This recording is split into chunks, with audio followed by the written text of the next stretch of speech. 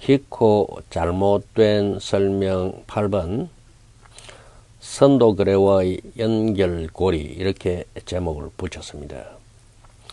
그 연결고리라는 말은 흔히 우리가 연결고리 하는 거하고는 조금 케이스가 다른데 이 말을 사용할 때의 느낌하고 지금 제가 이것을 사용하는 때의 느낌하고 다릅니다. 이 연결고리는 잘못된 연결고리입니다. 사실상 그것은 그 정체는 오버헤지 이 두 말이 잘못 사용되고 있는데 그 잘못 사용되는 이유가 이 선도거래와 키코가 잘못된 연결고리로 사용되고 있다. 뭐 이런 대충 그렇게 해놨습니다.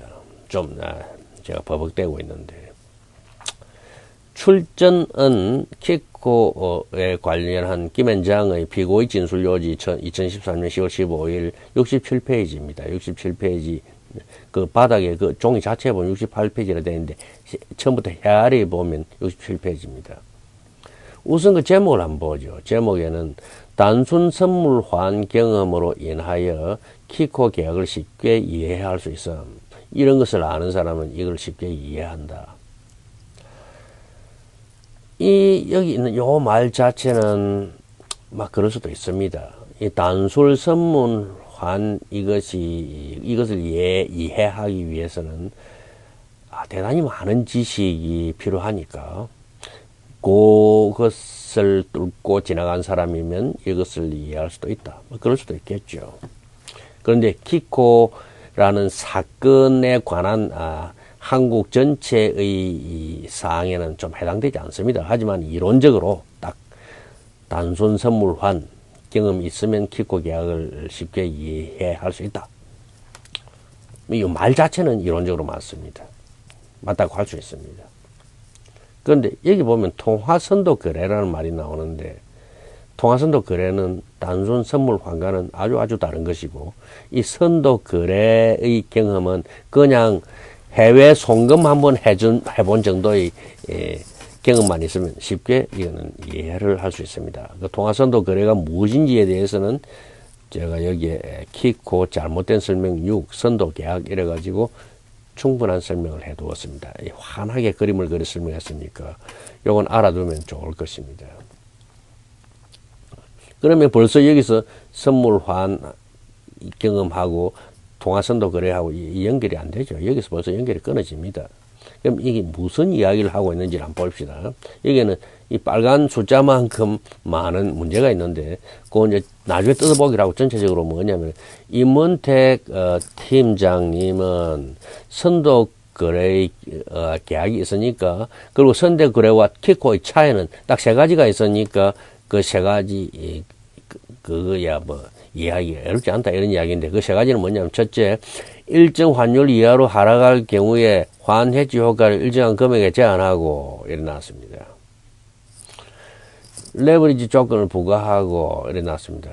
그 다음에 행사 환율이 높아졌다 이렇게 했습니다. 그 세 가지다 이런 이야기인데 이 세 가지가 그렇게 말처럼 단순한 것이 아니고 이 문장들이 다 잘 작성된 것이 아닙니다. 자 봅시다. 우선 기본적으로 하나씩 짚어봅시다. 선도 거래는 오버헤지를 했을 때만 위험이 발생합니다. 선도 거래에서 오버헤지라는 것은 선도 거래라는 것은 미래에 우리 은행과 수출업자가 거래할 환율을 미리 확정해 두는 거죠. 확정해 뒀을 때 만일에 수출 금액 이상으로 계약을 했는데 예상과는 달리 환율이 올라가 버렸다면 수출업자는 자기들이 가지고 있지 않은 달러를 시중에서 비싼 값에 사와서 은행을 넘겨줘야 되죠. 이러한 잘못이 없다 하더라도 수출 대금이 예상대로 수금되지 않으면 이런 경우가 마찬가지 문제가 발생합니다. 그러면 이런 것이 얼마나 자주 발생하느냐? 자주 발생하지 않습니다. 거의 없는 일이니까 한두 번 있었다고 해서 이걸 두려워할 필요는 없고 선도거래에서는 오버헤지의 가능성이 별로 없습니다. 또 오버헤지를 해서 노름을 하고자 하는 사람은 이런 방법을 선택하지 않습니다. 다른 방법을 선택합니다. 그 다음에 키코에서는 수출 대금의 반 이상을 해지하려 할 때 위험이 발생합니다. 수출 100만 불을 수출할 사람이 50만 불 이상 해지하고자 하면 안 됩니다. 바로 그때부터 오버헤지가 발생합니다. 그 키코 잘못된 설명, 오버헤지의 그 사정이 잘 설명되어 있습니다. 그런데 이제 옵션을 가면 선도거래하고 옵션하고 다른 점은 옵션은 총체적으로 권리자가 행사해도 되고 행사되지 않는다는 특성이 있습니다. 그러니까 여기에는 오버헤지라는 일이 생기지 않습니다. 옵션, 단순한 옵션에서는 해도 되고 안 해도 되니까 만일에 예상대로 수금되지 않았다 그러면 그 수금되지 않은 부분은 그냥 놔둬버리면 됩니다. 은행에 뭐 다시 뭐 비싼 걸 사오고 그런 의무가 없는 거죠. 옵션은 양을 확정한 것이 아니라 그러한 양만큼 수출업자만 권리를 가지는 것이고 은행은 아무런 권리도 없습니다. 풋 옵션, 단순한 풋 옵션 거래라면 그 대신 가격은 높아집니다. 가격이라는 건 옵션 프리미엄. 그러니까 수수료가 높아진다. 그렇죠. 수수료가 높아지는 거죠. 선도거래에서는 은행이 부담하는 위험은 하나도 없습니다. 전혀 없습니다. 그 대신 옵션에는 은행이 위험을 부담합니다. 은행은 수출업자가 원하면 그 값에 줘야 하니까 권리를 줘야 되니까 의무만 딱 부담하는 거죠. 그 의무는 바로 위험을 의미합니다. 키코의 행사원료는 일면 권리고 일면 의무가 돼가지고 옵션의 특성이 사라집니다. 해도 되고 안 해도 되는 것이 아니게 돼버립니다. 그리고 오히려 선도계약과 비슷하게 되었다는 사실.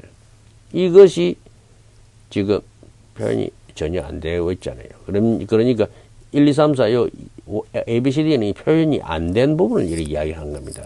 표현이 안 된 부분. 이 단순히 이런 것이 아니다. 그 뒤에 이런 것이 숨어 있다 이런 이야기죠. 그러면 이제 표현의 문제에 한번 들어가 보십시다. 여기 보면 일정한 금액으로 제한됐다 이런 이야기는 조금 전에 말씀드렸다시피 100만 불을 수입하는 자는 수출하는 자는 100만 불을 수출할 자는 수출업자는 50만 불 이상의 풋 옵션을 사지 못한다는 이야기고 그것은 반 이상은 해지를 못하고 그대로 위험에 그대로 노출시킨 상태로 둬야 된다 이런 이야기죠. 그것이 하기 싫어서 다 해지려면 이번에는 레버리지 조건에 걸려 들어간다. 그럼 이것은 선택 상황입니다. 양자 선택 상황입니다. And whether order. 이것이냐 저것이냐 선택 상황입니다. 그것을 제대로 표현하자면 이렇게 표현하는 게 좋겠죠. 일정한 금액으로 제한하거나 레버리지 조건의 위험을 부담하는 대신 뭐 이런 식으로 하면 되는데 여기 이런 식으로 표현된 것은 뭔가 이거 확실한 개념이 잡히지 않아서 그런 겁니다. 요 문장을 작성하신 또는 검토하신 대법관님들이. 대법관님 13분이 전문 책임이 있는 거죠. 더욱더 헷갈리게 문장을 위태롭게 만든 것은 일정 환율 이하로 하락할 경우와 일정한 금액이 이 두 가지가 전혀 다른 말이라는 걸 이 작성한 분은 모르고 있습니다. 일정한 환율 이하로 하락할 경우란 뭐냐 하면은 시장의 환율이 코베리 이하로 한 번이라도 갔다 이런 이야기인데 계약기간 중간에 코베리가 무너지고 나면 일정한 금액이 아니라 전액이 해지 효과를 상실합니다. 그러니까 일정한 금액이란 말고 일정 환율 이하로 하락했을 경우에 이 말이 안 되죠. 이 연결이 안 됩니다. 그러니까 그냥 이 구슬이 이런 구슬이 있고 이런 구슬이 있고 이런 구슬이 있는데 그냥 적당하게 꿰서 그냥 끼었을 뿐 이 연결이 안 됩니다. 그 실이 탁 터집니다. 이게 흔들면 여기서 실이 탁 터지고 흔들면 여기서 실이 탁 터지고 이래가지고 세 가지 전혀 다른 어울리지 않는 세 가지 말을 한꺼번에 이렇게 욱 이래 나왔습니다. 그러면 이것이 이 대법관님의 잘못이라고 할 수 있을까요? 엄밀히 말해서 그렇게 말할 수 없습니다. 이 키코가 그만큼 어렵다는 이야기입니다.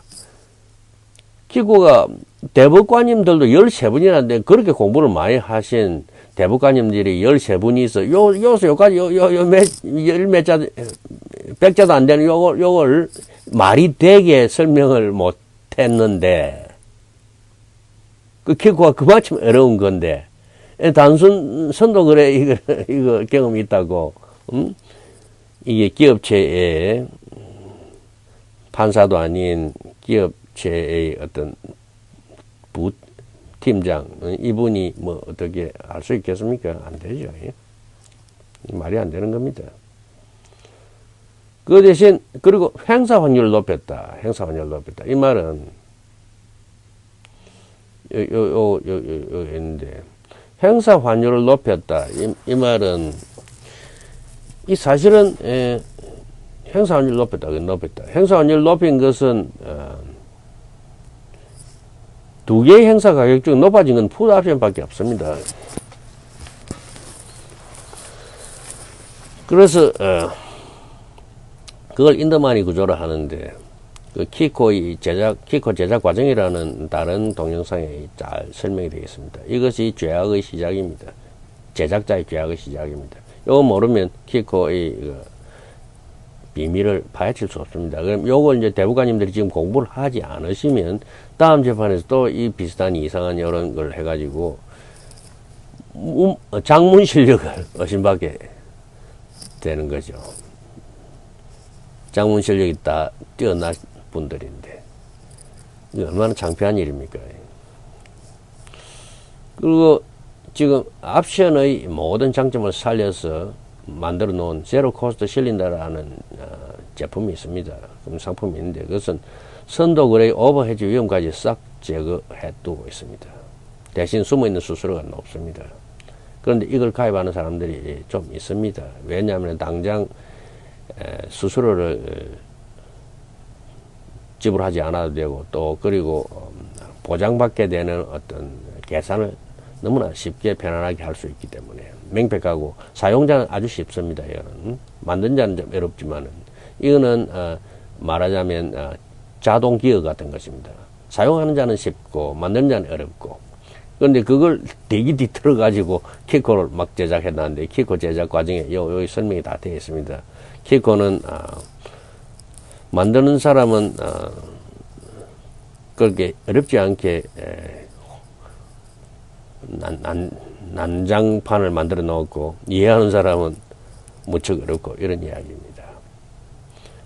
요게 두 개 해놓은 것은 뭐냐면은 이 해칭을 하기 위함 이것은 이와 연결됩니다. 일정한 금액 일정한 금 이와 사실 연결이 되는데 이 반대입니다. 이 해칭의 반만 하기 위함이라고 이렇게 바꿔야 되죠. 이 키코 실상을 제대로 전달하자면 그러니까 이 은행도 대법관님들 못지않게 이렇게 키코를 이해하는데 무척 헷갈리십니다.